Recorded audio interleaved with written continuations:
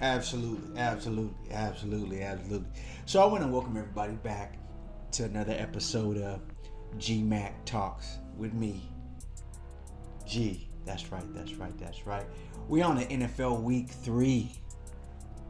Scores, talk, highlights, lowlights. What's going around in the league? Yeah. So we in Week 3, which was lots of highs, definitely, lots of lows.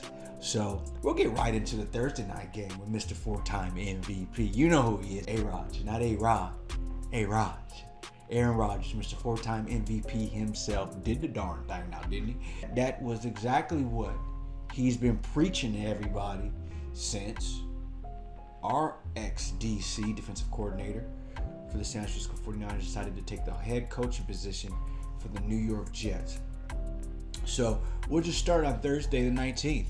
You had the New England Patriots 3 versus the New York Jets 24. Aaron Rodgers was 27 for 35, 281 yards, and not one, but 2 trips to the promised land for that dude, man. Yeah, he was balling. He said, age ain't nothing but a nothing bar. Yeah. Then you had Allen. Yeah, B. Allen, running back for the Jets. He had 11 carries on 55 yards. Made over the road. Then you had Conklin. He's a tight end for the New York Jets. He had 5 receptions for 93 yards. That's right. So, the Jets are 2-1, undefeated at home. So we'll see how long that lasts. The thing that the Jets have going for them is the elements, the weather. So we'll see as teams come in. As you know, we're getting into the cold portion of the season. We'll see how teams adjust, and we'll see how the Jets adjust and see how much they can carry on. So in that division is wide open. So we shall see exactly what happens. And we're just going to move right on to the next game. We're going to keep it on the East Coast. So we had the New York Giants 21 versus the Cleveland Browns. The Cleveland Browns are 1-2, and it's not looking good, folks. It's not looking good at all. We'll just get right into the stats. We had Daniel, I'm all alone at home, Jones. He had 24 for 34, 236 yards, and 2 TDs. Hey, look, now that's what the $140 million was supposed to support, is that kind of ball play. But against the Browns, the Browns defense last year was juggernaut, stout, right? Beast mode. Any one of them synonyms, right? This year, not so much. So we'll just get right onto the rest of the stats. You had Singletary, running back for the Giants. He had 16 carries, 65 yards, and 1 house call. Then you had Amari. I'm so glad I'm out of Dallas, but is he really? Cooper. He had 7 receptions, 86 yards, and not 1, but 2 touchdowns for that young man. So, the Browns did have some highlights, but it doesn't look like they're on the upward swing after a pretty good year last year. It looks like they're actually declining. So let's just move right on to the next one. We had the Green Bay Packers versus the Titans. The Packers 30, the Titans 14. Levis, not Beavis. Y'all know what I'm talking about. He had 26 out of 34. That's right. 260 yards and 2 TDs. Then you had Willis, quarterback, Green Bay. He is the leading rusher of the game. The second string QB was Green Bay's leading rusher. They haven't had a standout rusher since the one light skinned who was legit. I forget the other guy. The one heavy set guy who was in and out of the league who was dope too. I'll have to look it up. But anyway, quarterback had 6 carries for 73 yards and 1 house call. Then you had Hopkins, 6 receptions, 73 yards, and 1 touchdown. Very nice. They thought he was done now, didn't they? They thought he was all done. On to the next game. You got the Chicago Bears versus the Indianapolis Colts. You got the Bears 16, the Colts 21. The Colts' first win of the season. They're another team who last year did some good things, but are they really going to do anything with it? Don't think so. Let's get right to the stats. You had Caleb, light-skinned Williams. He had 33 out of 52. That's a lot of reps on that right shoulder, baby. 33 for 52, 363 yards and 2 touchdowns. No INTs, so we'll clap it up for Caleb, clap it up. Then you had Taylor. He's a running back for Indianapolis. He had 23 carries, 110 yards, and not 1, but 2 trips to the promised land. That boy was balling, baby.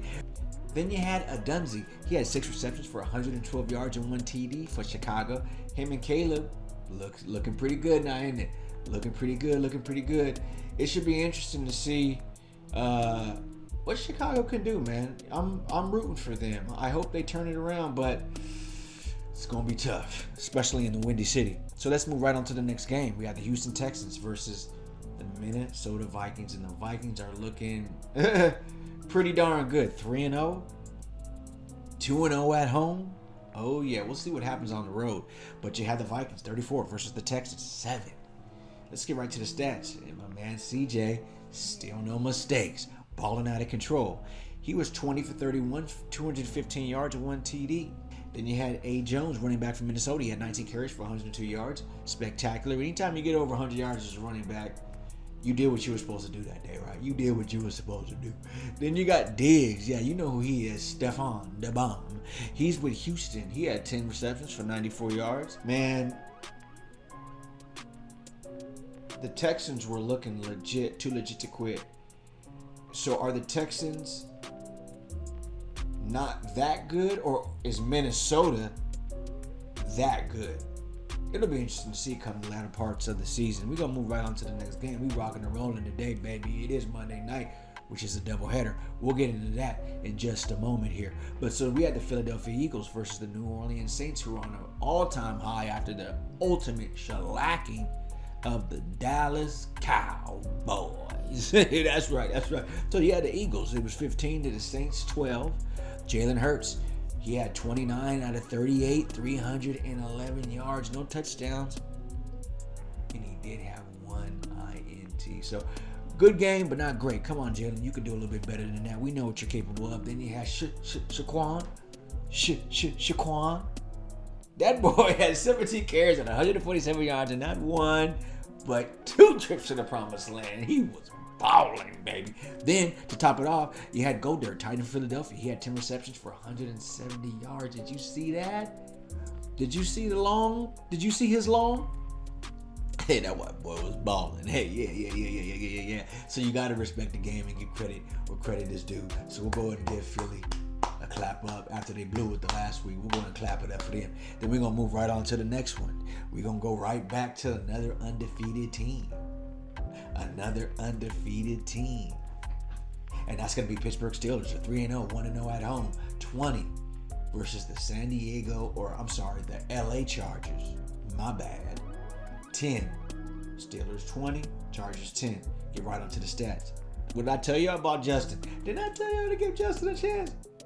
MT must have heard me. He must have been tapping in. Russell, I don't know. You might just be the second string the whole season, bucko. You just might be. But anyway, Justin Fields, he was 25, 32, 245 yards, 1 touchdown, and no mistakes. He's managing the game and at a high level, and I think he's getting better as the season progresses. So we'll clap it up for him as well. Then we had Najee Harris, running back for Pittsburgh. He had 18 carries and 70 yards. Very good. Then you had Austin III. He's a wide receiver for Pitt. He had only 4 receptions for 95 yards and a touchdown. So Pittsburgh is no nonsense. But we'll see what happens once the injuries, the fatigue, and the end of the year takes place. We shall see if they can maintain this streak that they've got going on. They're looking pretty good, though, I will say.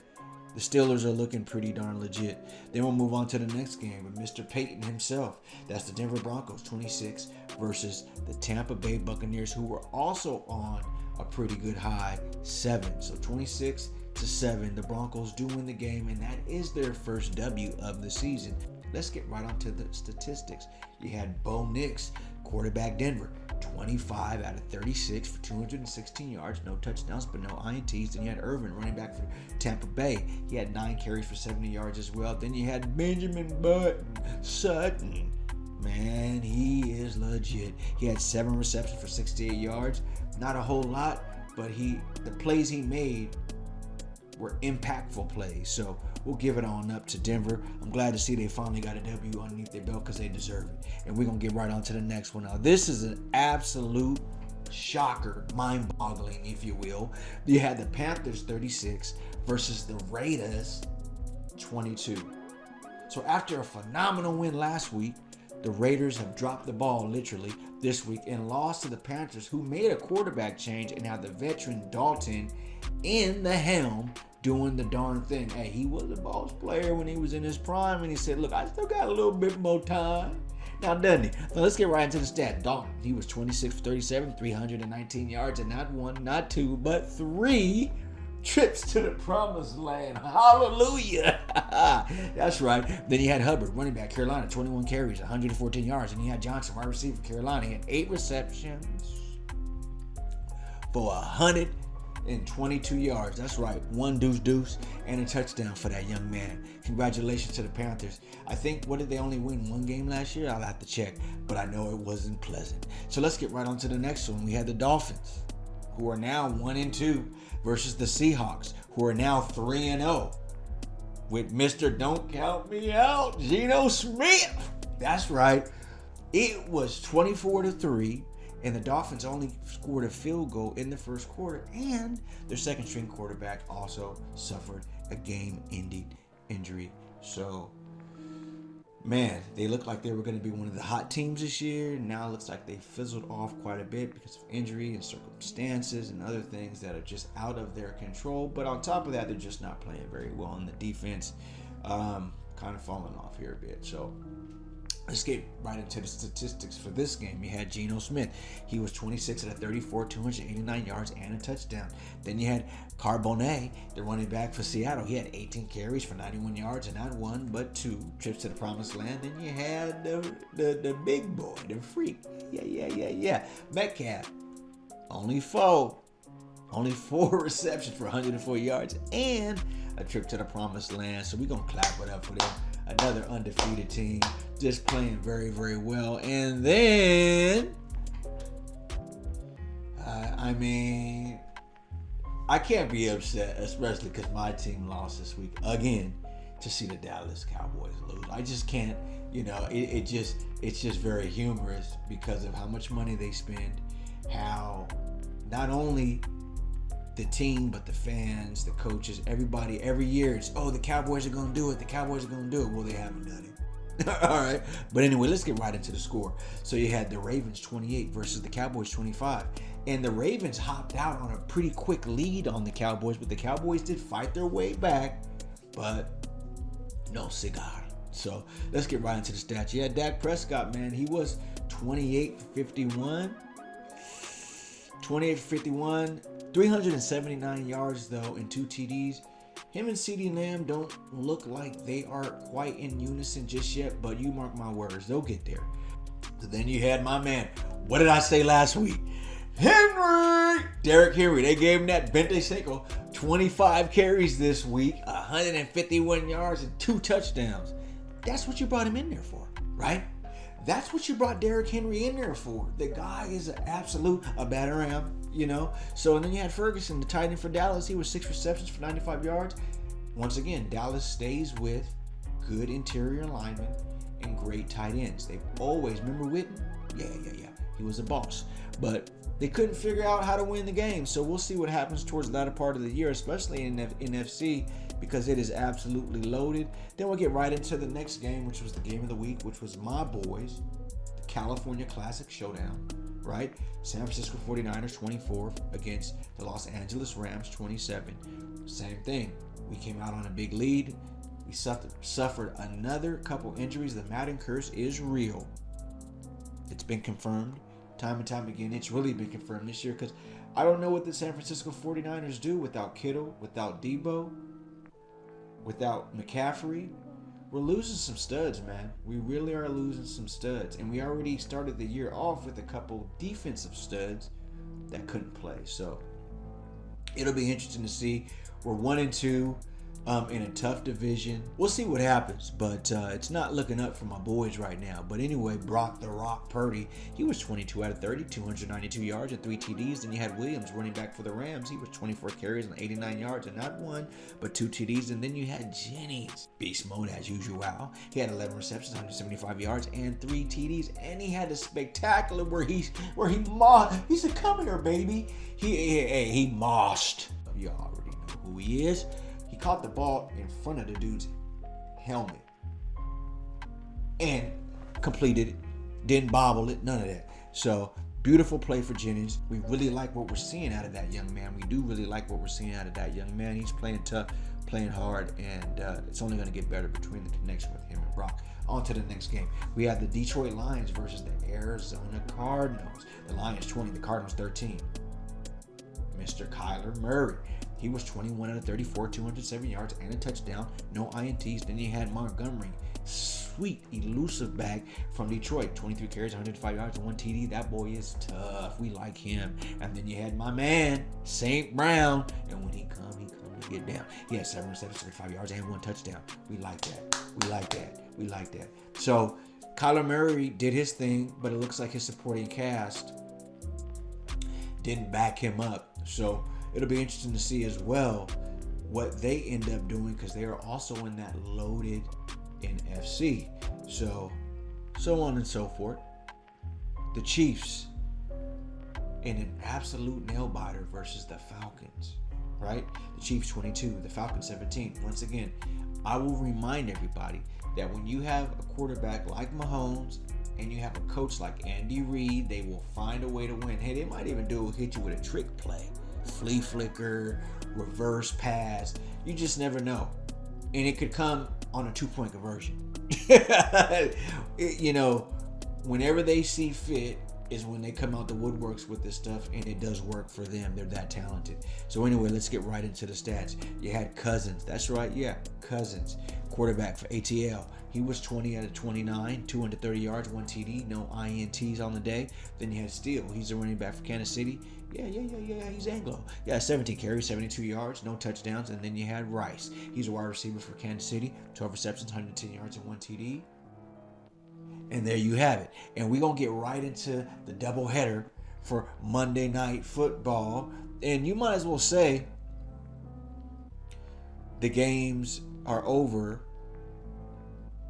The first game is just about wrapping up. There's no way they're going to come back. And the second game is in the third, and you got the fourth, so you have some time. But I don't know, because of the variance in score, if anything is going to change. But you never know with football, because you do get 6 points per touchdown. So anyway, we got the Bills 37, the Jaguars 10. Looks like the Bills are going to run away with it. As we speak, Jared Allen has 263 yards. The guy's already thrown 23 out of 30 for 263 and 4 touchdowns. 4 touchdowns. He's pre-K. You know what I'm saying? Then you had Allen. He's also the leading rusher for Buffalo. He's got about 50 yards right now.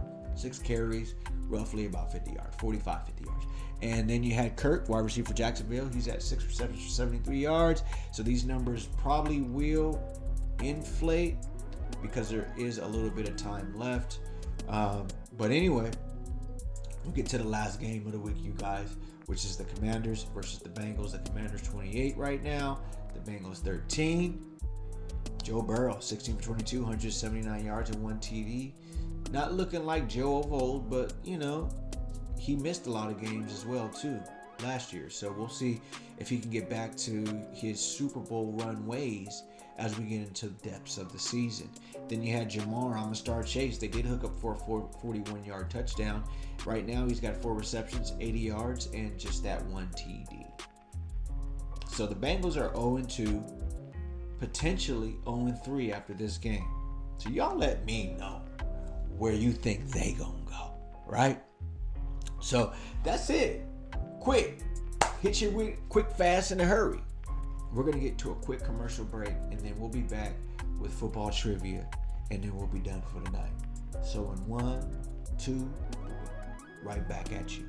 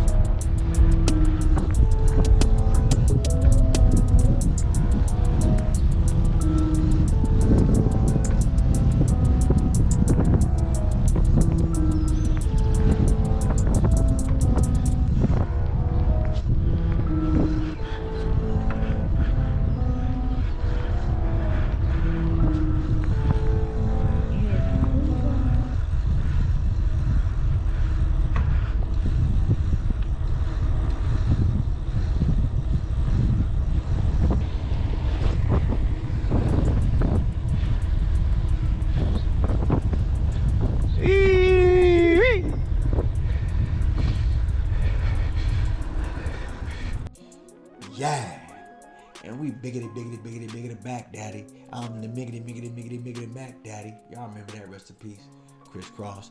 Anyway, this is gonna be a little bit more complex of a football question because you're gonna need to know a little bit about motion pictures and cinema and movies. So, let me hit y'all with this. Herman Boone was the coach of the 1971 T.C. Williams High School football team that inspired what 2000 movie? I'm gonna run it back one more time for you guys. Herman Boone was the coach of the 1971 T.C. Williams High School team that inspired what 2000 movie? Get down in the comments. Don't be looking on Google. And if you know it, you know it. If you don't, you don't. I said, hey, nobody want to make no money. Look, tell you what. Friends, family, kids, grandpa, it don't matter. I'll tell you what. We get 5 answers. 5 answers. We're going to give the top 2 gift cards. The top 2. $20, $10. Nothing that's going to do anything special. But hey, it might get you half of a hamburger. In Inflation Nation, you might get half of a hamburger with $20. You know what I'm saying? But let us know. And until next week.